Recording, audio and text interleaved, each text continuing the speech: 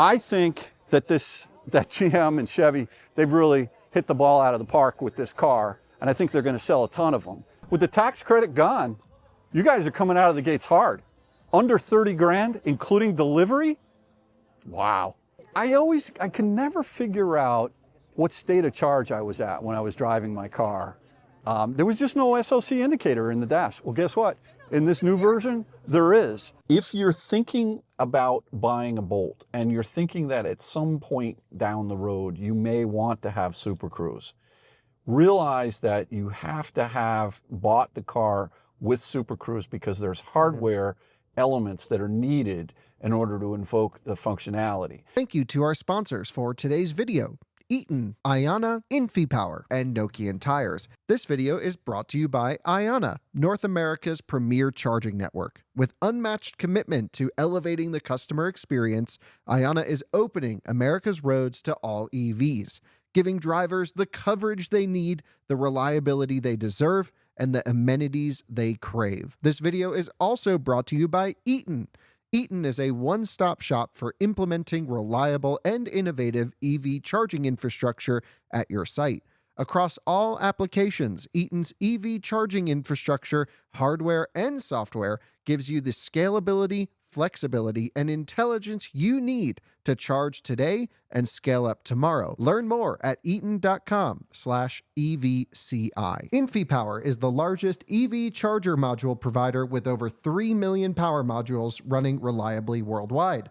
Their latest G2 collection features ultra-high power density and efficiency for EV charging and energy storage integration. And Nokian Tyres, a leader in safety and sustainability. The latest generations of Nokian Tyres products come with the electric fit emblem that certifies they're a seamless fit for electric vehicles. And most of those all-season and all-weather tires come from Nokian Tyres' award-winning factory in the United States. Learn more at nokiantyres.com/EV. Welcome to another episode of Out of Spec Reviews. Today, I'm in the backlots at Universal Studios here in Los Angeles, California, and we're introducing the 2027 Chevy Bolt right over here, and I can't be happier. I mean, listen, I'm a Bolt owner. I know I'm making this video about the Bolt today, but I'm a Bolt owner. I bought one with my own money, and I was sad the day that it went away.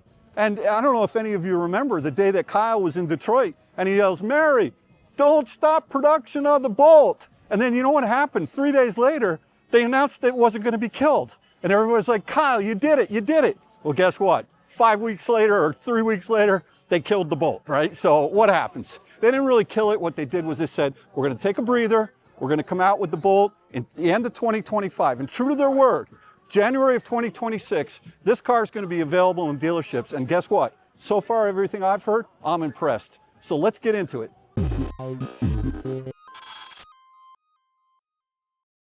All right, so it's just about a year ago. I was missing my Chevy Bolt, and I was down in Florida, so I rented a Bolt, a 2023, for a weekend. And I was reminiscing, but I was also thinking, what is my wish list that the new Bolt, when it comes out, supposedly the end of 2025, and here it is, October 25, and there's the car, so true to their word, they're coming out with it. What is it that I would want? The elephant in the room, faster charging. How many of you have seen Bolts charging, you know, at EA's, 350s, and it only pulls 55 kilowatts, right? The good news is the headline number that I was hoping for was 150 kilowatt, and that's what this pulls, peak. But the real number is 10 to 80%. 10 to 80%, 26 minutes. And this also has native NACS built into it. And in the route planner, they've got Tesla superchargers that are compatible built right into there. So you'll be able to actually find Tesla superchargers. So we're still going to ask the Bolt owners to not go and bother us on the 350s with the high voltage cars, okay? Please just use the 150s or less. But 150 kilowatts, that is a home run. Price point, let's talk about this. $29,995, including destination. Now, yesterday, Tesla just came out with the standard range Model 3, $36,995. 10 to 80%, we just tested it, and it took 29 minutes. You're talking about $8,000 more. Now, true, it doesn't have autopilot, basic autopilot. You got to buy FSD if you want lane centering. The same thing for this car. You can get Super Cruise on this RS right here. I think it's about $3,900 or somewhere in there. $3,300 is what it is. And it's the new expanded Super Cruise, which means it's mapped system, but it's going to work on a heck of a lot more roads that are out there. So I think that that GM and Chevy, they've really hit the ball out of the park with this car, and I think they're going to sell a ton of them. Now, we're going to bring on the chief engineer, Jeremy Short, because I may get some things wrong, right? So I want to make sure we get the answers from the source, from the guy who actually designed this car. So we're going to ask Jeremy to come on camera, and then we're going to have a couple other people from Chevy join us as well, engineers, and let's just really dive into this Chevy Bolt. I'm super excited about it. All right, folks, so just in case I get something wrong, I found the man here amongst all these people at this amazing event. First of all, I want to thank Chevy for inviting me out here to LA. I didn't have to go to work today, which was great. And second of all, thanks Chevy for this amazing weather here. But Jeremy Short is nice to meet you today. Jeremy is the chief engineer of the Chevy Bolt, and he was telling a story earlier that he's got a lot of pressure on him because his wife drives one. so we want to hear about that. But I want to pick your brain today a lot about the technical specs on this car.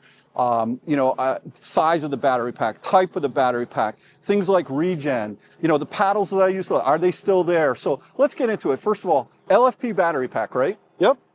Tell me a little bit about that decision going from the NMC, chemistry to LFP. Yeah, the decision to go to the lithium iron phosphate battery was really a balance of value and performance for us, right? We are committed to being the affordable EV here. And the LFP pack has allowed us to do that while using that chemistry to increase our peak charge rate and our overall charge rate, which, achieves that, 10% to 80% in 26 minutes number. Right. So I would imagine, because on Out of Spec, we love to talk curves, peak charging 150. So we're still going to be calling out those folks that have Bolts, the new ones. If they're going to 350s, you're going to hear from me at the charging station. But it's still not a high voltage car or anything like that. But the fact that it is able to achieve 10 to 80% in under 30 minutes at this price point of $29,000, hats off to you guys. And that includes destination. So that's amazing. Battery size usable 65 kilowatt hours. Usable 65 kilowatt hour. Okay. And let's talk about the regen. Now, on my older Bolt, I used to love to play the game with the paddles, right? There was only one paddle. There was only one. Okay. Yeah, well, I was getting confused with other cars. Maybe I've owned it. But I like to pull the paddle. Yep. No paddle on this one? No paddle on this one. Okay. So the regen on demand paddle came when we had an older brake system that we couldn't nearly integrate the brake and regen together as well as we can now. So what we wanted to do with the regen on demand paddle back in the day was give you a efficient option where I need a little more braking, but I want it to be solely regen. Solely regen. Before, when you depress the brake pedal, it would give you some amount of friction and some amount of regen.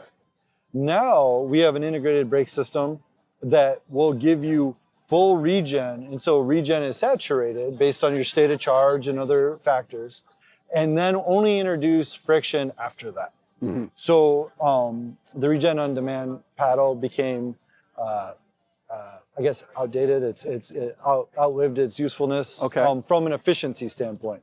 Now we do know that some people enjoyed it, but our research showed us that the way people use it was different, and some people didn't even know they had it. So we took it out because we didn't need it anymore to drive efficient driving behaviors. The car is doing that for you on its own now. Now you have 2 levels of regen in the car now? Is that menu selectable? Yep. So we have one pedal drive still, and it is now normal and high mode. Okay. And another change there is when you're at the top of charge, it is able to blend in friction brake to give you the same pedal feel. Right. Even though at times there will be no place to put the energy because you're at top of charge. Consistency. I remember when my wife first was driving another car, not a GM electric vehicle, and she charged it to 100%, and it just coasted.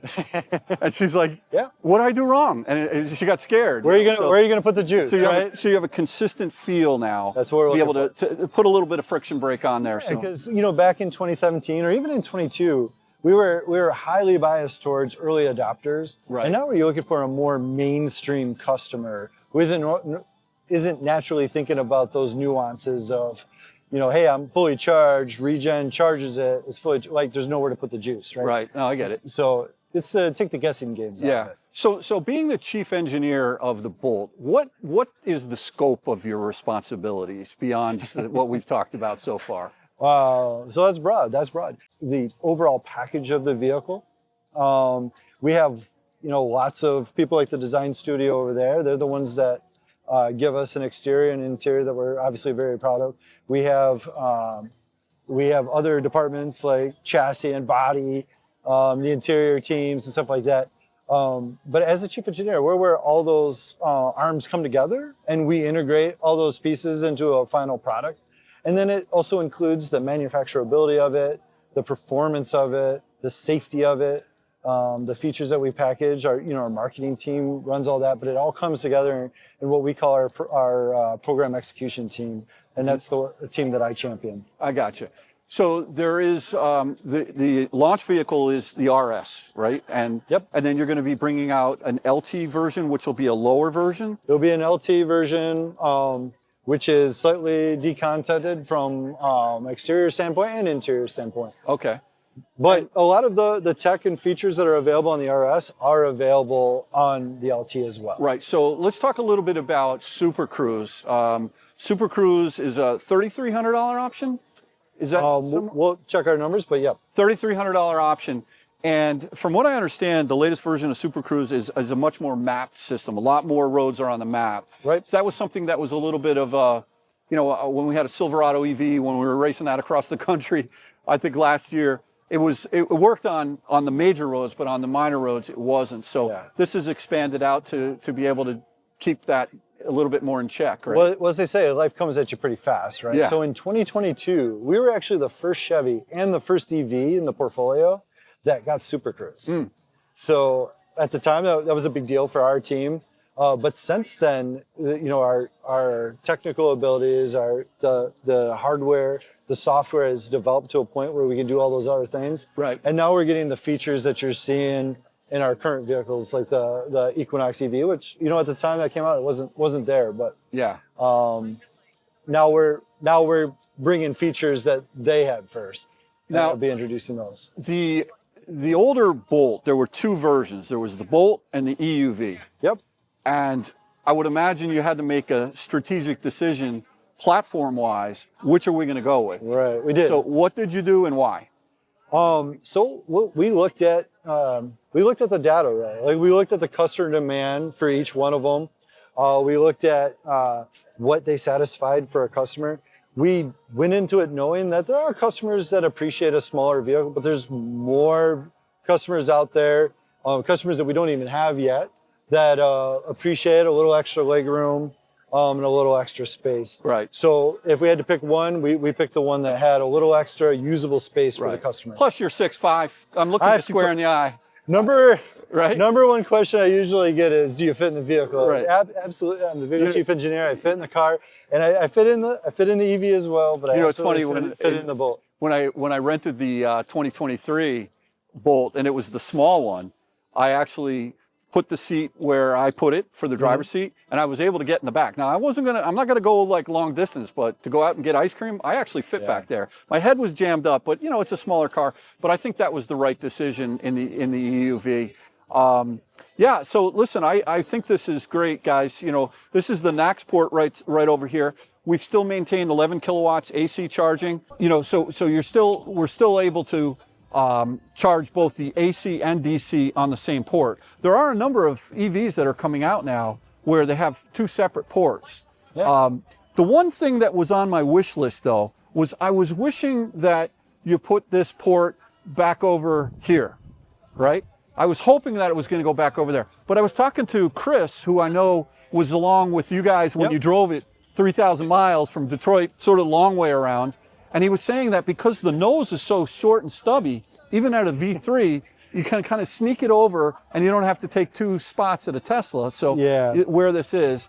And then the only other thing is, I would have said that it would have been better to take this port and put it over here on the hinge, so that if you're wrapping it around, you don't have to go all the way around there. But you didn't have any hassles with it? No, so the reason we do that, and one, I think the nose is a good size.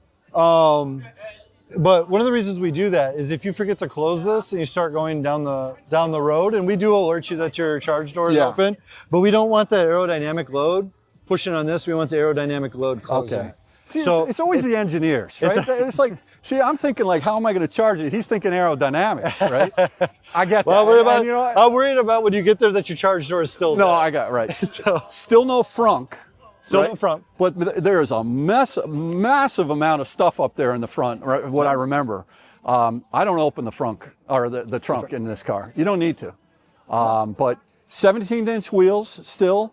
Yeah, so listen, hats off to you guys. Jeremy, really great job with the car. I think the price point is amazing. I think that the specs are great.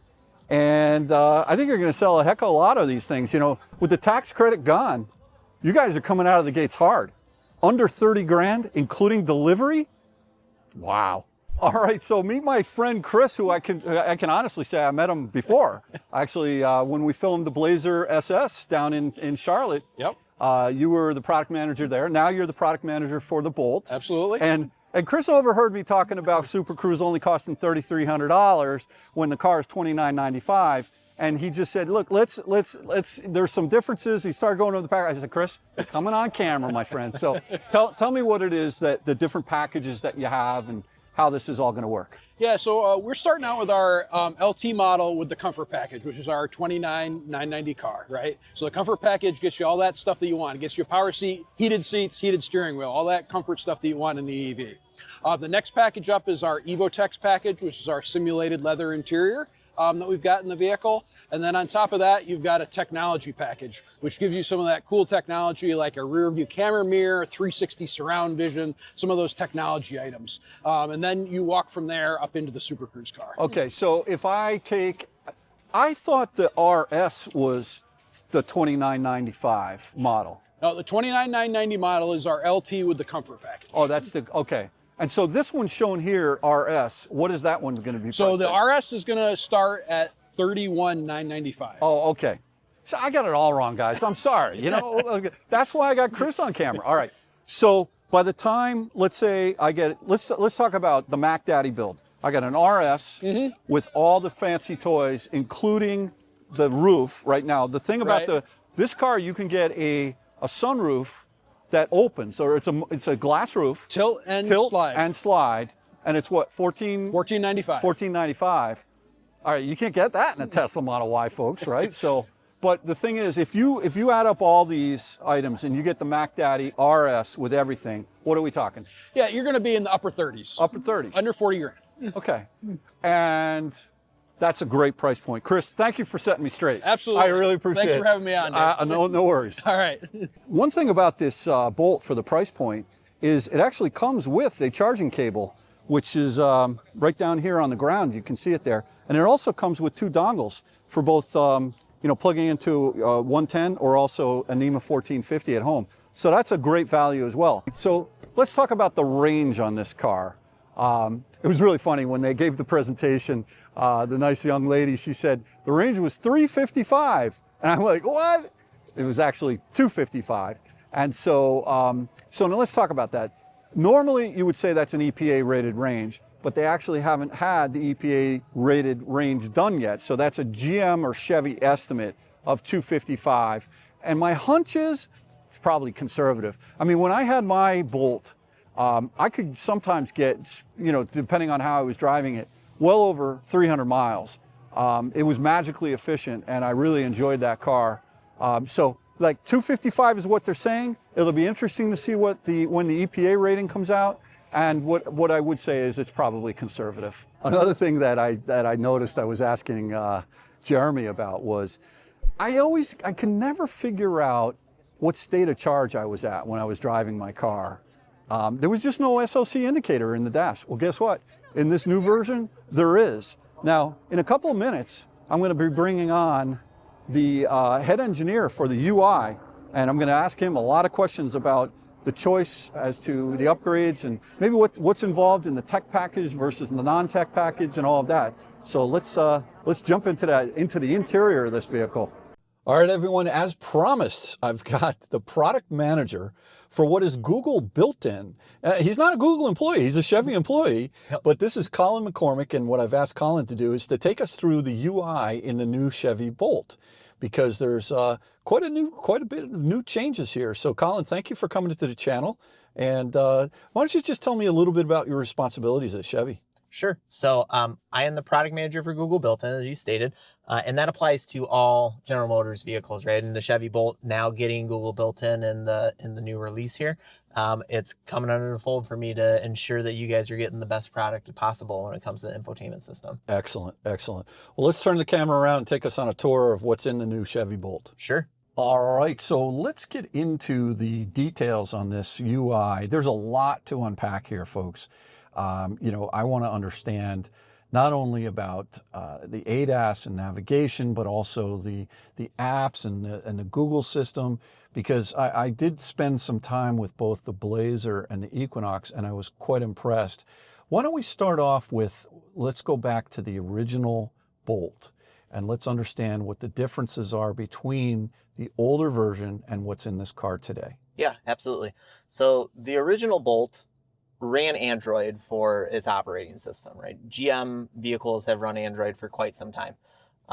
But this vehicle is unique because it's got Google built-in layered on top, right? Mm-hmm. So it comes with the Google applications of Play Store, Setup Wizard, which is the app that you're going to use to set up all of your stuff in initial when you get out of demo mode and you purchase the vehicle or you create a new profile. Assistant, obviously, for any voice. I'm trying not to wake it up when I say it. So Hey G will get you your voice assistant, and Google Maps, obviously, with a very deep integration into the vehicle. We can go into all those details. So one of the big upsides of this is the fact that this vehicle will change over time. And what I mean by that is that we'll be able to push software updates to this vehicle for not just the infotainment, but all the modules in the vehicle. And you will see your experience change and improve, right? Either just minor little tweaks in the way that things look or the way that things function, to large functionality changes like increasing the amount of apps that you're going to be able to get in the Play Store. Are over-the-air updates available right away with the vehicle? Or is that something that's coming down the road? Over-the-air updates are available, but for this vehicle in particular, they will be available when the software is there, right? So as we're developing and updating new software, then they get into the line for campaigns, and then the vehicles get offered that. You can always check. So in settings, if you scroll all the way down to updates, you can go to updates and history. And if you hit, I won't do it here, it's going to spin, but you can hit check for updates. And you'd also get a list of all updates that you have gotten. Mm-hmm. And there's release notes in those updates, so you can see what we're changing, and we try and put it in layman's terms. So a very familiar process, and that's great. Yep. Excellent. Okay. So updates will download to your vehicle in the background, and then we'll notify the customer. So there is consent. We will never install an update on your vehicle without you consenting to it. Mm-hmm. The only time that we will do that is when we update data packages, like Super Cruise updates when we're updating maps. Those will get pushed in the background. But any vehicle-wide update that we're doing, we will inform you, and you will have to accept that. Mm-hmm. Okay. And then one just basic question is, I see it's got Colin, your name there. Yes. So all of the settings can be saved to any number of individual drivers on the vehicle? 7 profiles. 7 profiles. Yep. Okay. So if you tap on the name, it will bring you to the profiles page. Mm-hmm. Guest is always there. That's good for, like, if you're doing a valet or something along those lines, you can flip it into a guest. You can also put a profile pin on any profile. So because you can log in different accounts, you know, Google, Spotify, all those different accounts, you may want to put a profile lock on it. So you can set that. And for the convenience, we have this feature called Trusted Device, where you connect your phone to the vehicle over BLE, so Bluetooth Low Energy. And when the phone is recognized and you turn the vehicle on, it will bypass the PIN for you. So similar to a valet mode, right? If you give your keys to a valet, the PIN would show up and they wouldn't be able to access any of that information. But when you got into it, you wouldn't have to put your PIN in. Okay. You also do a pattern, right? It's Android, right? So you can do a pattern where you can put in a long password. So any 3 of those options. Now, can those settings be saved to the cloud? So if you go to an Equinox or a Blazer, you'll have all your pre-configured radio stations and seat settings and all of that? So as of today, it's all local. Okay. But it is customizable per profile. Okay. Gotcha. And I noticed, we were talking earlier, you still need a fob in order to get in this car. It's not like your iPhone or your Android can open or unlock the car, correct? So you can unlock your car with your mobile app, right? With the app. My Chevy app, but you need a key fob to start it. Okay. And is there a push button to start the vehicle? No, this has passive power moding. Okay. So you're going to get in the vehicle, and you put your foot on the brake, it's going to turn it on. When you turn off the vehicle, combination of unplugging or unclicking your seatbelt and opening the door, it's going to turn the system off. Okay. You also have the ability to hit, there is an always on button that will allow the system to stay on for 60 minutes. Here, we'll probably see it pop up when we're talking. Okay. You can just say extend, and it will keep the vehicle on for 60 minutes. Is there any kind of sign on the screen for like pet mode or dog mode, or not really? There is not. Actually, there is normally a button to keep it on, but since we actually have the res kind of undone here and this thing can't shift into park, some of those features aren't showing right now. I see. But there is an on button for that 60 minutes, but we'll probably also get a notification before it goes and shuts it off. I get you. Right. Okay. Well, good. Let's get into the if we could, maybe some of the navigation and some of the route planning. I'd love to understand that, and also talk a little bit about battery preconditioning. My understanding is there is a manual precondition button on this vehicle, which is maybe something that I don't know why you would use that as but it's nice to know that you can either warm up or cool down the battery pack. If perhaps you're navigating to a charging station that perhaps isn't embedded into the maps, or for whatever reason you want to do that. Yeah, I'd say you're just driving by and you notice one. So the preconditioning doesn't live in Google Maps. If you want to set it manually, you do it in the charging app. And you're going to go into the setting toggle. And precondition is a fast charge prep. So not currently available because of the fact that we don't have the res connected in this thing now. Right. But you would just hit it there. You get a little notification saying that that the preconditioning is happening, and then that goes into the notification drawer, which you can swipe down from the top to get to, or hit this little bell icon, and it would live in there. Okay. And it would inform you and say either that the battery is getting up to temp, or that it's ready to charge at whatever time. Okay. All right, let's talk about with respect to plug and charge, or whatever we call it. The fact is, someone wants to be able to pull up to a charging station, maybe not all the CPOs, but how can you indicate, or how can you set it up so that you can see which charge point operators you'll be able to plug in and not have to use your credit card or an app? Yep. So we are in the charging app right now, and I went into, and Charge Assist is the first one you're going to click on here. And then when you go into accounts view, now this is signed into mine, so you'll see some accounts are checked here because these are ones that I already have set up. Now the grayed out ones, you can do this in the mobile app, and then that is something that is synced to the vehicle because you sign in through your My Chevy account in the vehicle and on your mobile app. And then when you set that up, those will be also then be checked off. Yeah, and so some are plug and charge, and some will then charge through that third party's system, right? So whatever credit card you have with their app, it would charge through there versus the plug and charge charges through the payment system you have with your My Chevy. That's great integration, really good. And so, and then along that route planning that you showed me, going back to Motown Museum, it's only going to choose the stops that you've said that you are willing to stop at, right, or able to stop at. Yep, it's going to filter those out. So since I have none, it's going to go wide open, anything that you're able to charge at. I see. Including any of the different providers, right? So if you hit payment filters here, you could filter it down to a specific one that you want. Right. So that is some of the charging filters. So, and then you can apply those by hitting here. And so that turns the filter off and on. And so you set the filters in the settings, then you can turn it off and on for payment and speed and all of that good stuff. Okay. And then with each one of these, you get more information. Oh, that's great. Yeah. Right. So if you can click on here and you'll get, you know, kind of landmarks to tell you where it is, right? Because sometimes those charging points is in the back of the line or parking line or something along those, along with features and close by amenities. So if you need to stay for maybe a little bit longer, you can see, okay, this one's got some food and some shopping nearby. Right. Does that tell you how many stations are there and whether they're 150s or 350s? It says Superfast 354. Yes. So that's indicating that there's 4 350 kilowatt ones. If there were multiple different charging levels, then it would give you the readout. So it would be like, say, 2 350s, 2 150s. Yep. But does it tell you which are available?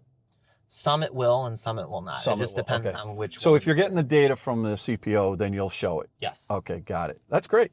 Really good. And again, with Google Maps, you get update about every 2 weeks, and they're always bringing new features. So what you see today might even be different by the time that someone buys this vehicle. So right. Okay. Okay, so going through the charging filters, we're gonna go back to let's go back to Motown. Hey Google, take me to the Motown Museum.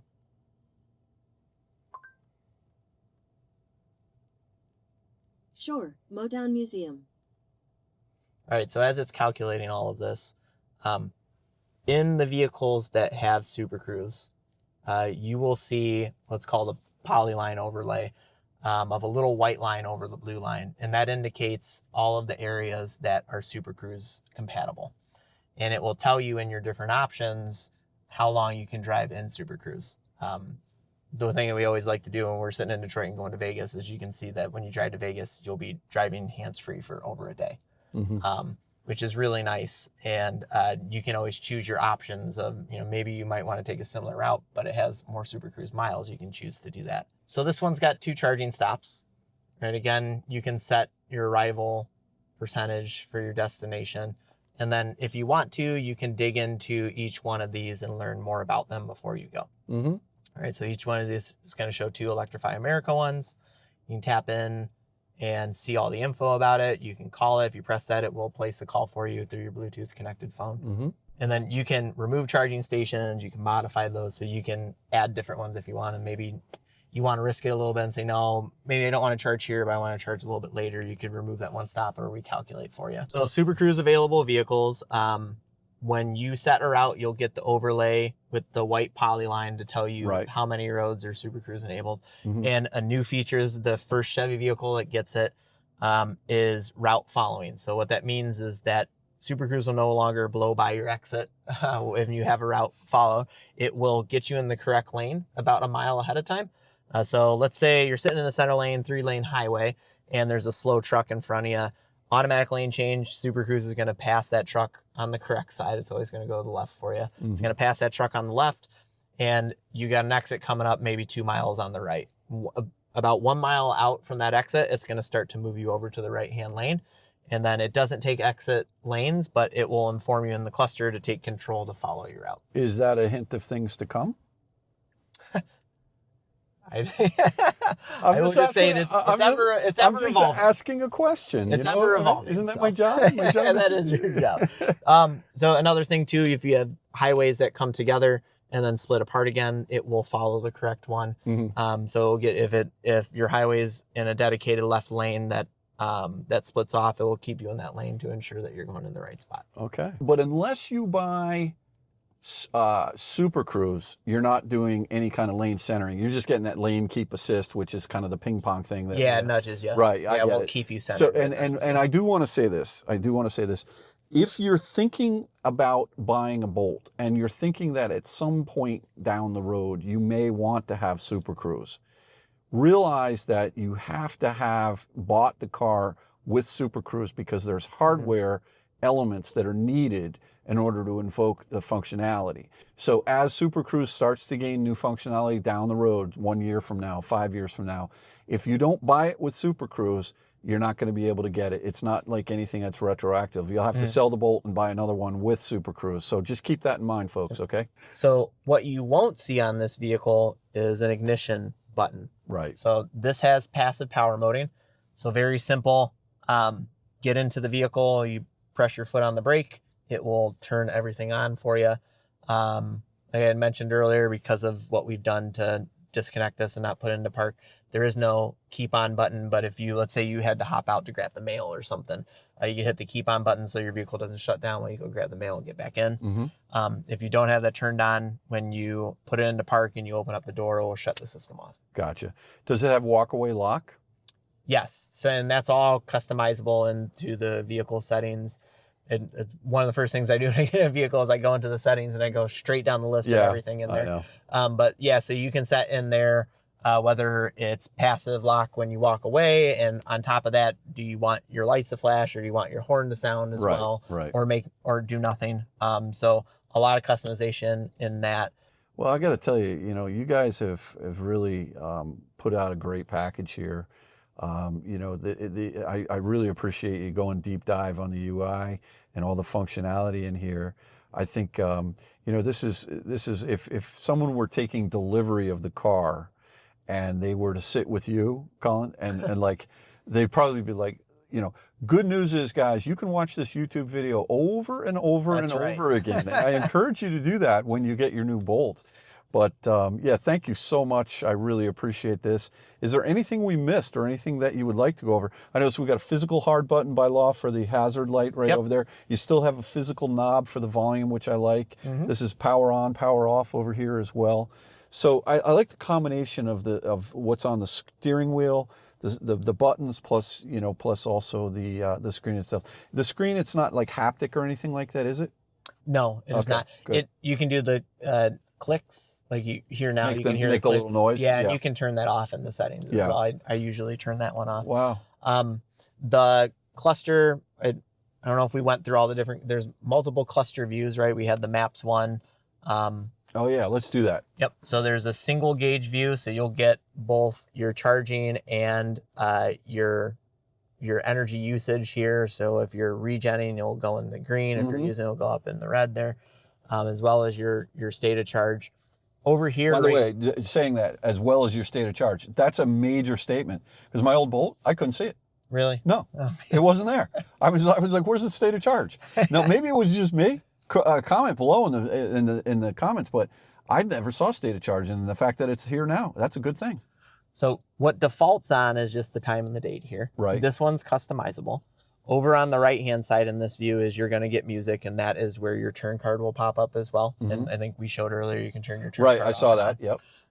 So in here, if you wanted to customize that, it's actually now in the center stack. So if you go to the vehicle status, you can put any of this into that card there. So looking up your energy efficiency usage, you can add that to the display. What I like to have in there is this. It doesn't show it because we haven't been driving this and it's disconnected, but it actually gives you a graph of your efficiency, right? Your miles per kilowatt hour. And I usually have that one because it's like a little gamification, right? You can see where it is, and it plots out your rated efficiency and how you're doing against the rated efficiency. Yep. So you can add all that stuff in. If you don't want any of it, you go back to the one that you have and you hit remove, and it will bring you back to the time and date. You can cycle through that, or do you have to choose it and it's only what's shown there? It's only what's shown there. Okay, gotcha. So then, to get to this view, you hold down this center button. And if you just tap it, it takes you kind of through rotating of the music or the phone. But if you hold it down, then it brings you into this cluster view. So dual gauge, it kind of separates that out and gives you a little more room. So it'll give you your battery percentage. This is actually your speed. And then this shows your regen versus your usage. And then you get that same customizable screen in the middle. And then when you go into a route planning, your turn card will pop up there. Right. Wow. Google Maps, we went through this one. That's already. great. That's a beautiful. That one's a good one to have. Good screen. And it's really good too. Like if you're on a long trip or maybe you're on a conference call or something, you can have a full dialer app experience here and bring Google Maps into your cluster and not lose any of that functionality just because of the customization of both screens. I see. So in other words, you could have your phone, whoever you're talking to, dialing it over here, but you still have the maps. I get it. Driver assistance, this is kind of just a more detailed screen of the lane keep assist with your distance indicator on there as well. When it's on, you'll see green lights when it's enabled there. Does it show any visualization for cars around you? It does not. Okay. Oh, and then you can't see it here. You'll get your mileage here and how far you go, and then that's obviously how many miles the vehicle has on it. And the last one, I actually like this one a lot because it's simple. Nothing. It's just clean. Yeah. That's good. Yep. That's really good. Wow. Well, Colin, thank you so much. Your wealth of knowledge. We got the right guy here. And for those of you who have stuck with us, appreciate it. So, Colin, thank you so much for taking us through. Appreciate you having me on. Absolutely. Yeah, no doubt. All right, everyone. Well, thank you so much for watching another episode of Out of Spec Reviews. This has been a good one here with the new Chevy Bolt. I always try to say Bolt, but I somehow say Volt. I don't know. But in any event, thanks again for watching. We'll catch you on the next one. Take care now. Bye-bye.